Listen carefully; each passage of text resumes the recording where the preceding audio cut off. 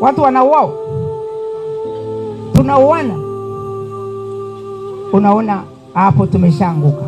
Hapo kuna amani? Pale ambapo mnauana kuna amani? Kuna amani gani? Kuna hofu.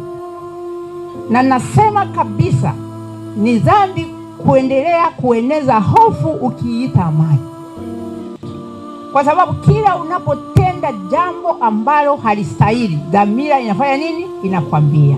Wewe unaweza ukapuuza, lakini taarifa unazo. Unajua kwamba hili jambo sio zuri, lakini unamezea ili mradi hujakamatwa. Kwa hiyo mimi naomba nichukue nafasi hii, akina mama, nimeshasema sitasema maneno mengi, labda yameshakuwa mengi tayari. Mimi dhamira yangu ikiniambia sema jambo, nasema na bado nabakiza maneno na bado nabakiza maneno, kwa sababu kuna maneno mengine ukiyasema yanaweza kaleta baraka kabisa, lakini kuna yale pia unayoyasema yanasaidia wengine.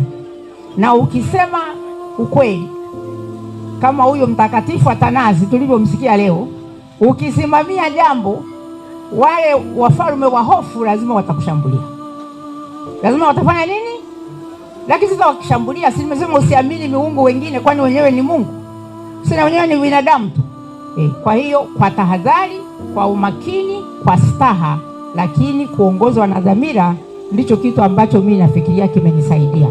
Kwa hiyo naweka hilo somo, labda wengine mnalifafanua, mnaweza mkadadavua zaidi, lakini mimi imenisaidia sana na imenipa amani. Kwa hiyo mimi sio mtu mwoga sana, sina sababu ya kuogopa, kwa sababu najua kwamba Mwenyezi Mungu yale ambayo yananizidi nguvu atanisimamia. Kwa hiyo itatusaidia, na tunakuwa ni watu wa kulea watoto wetu, kutumikia jumuiya zetu, kulea nchi yetu na kulinda amani ya Kristo. Tumsifu Yesu Kristo. Asanteni sana kwa kunisikiliza. Mimi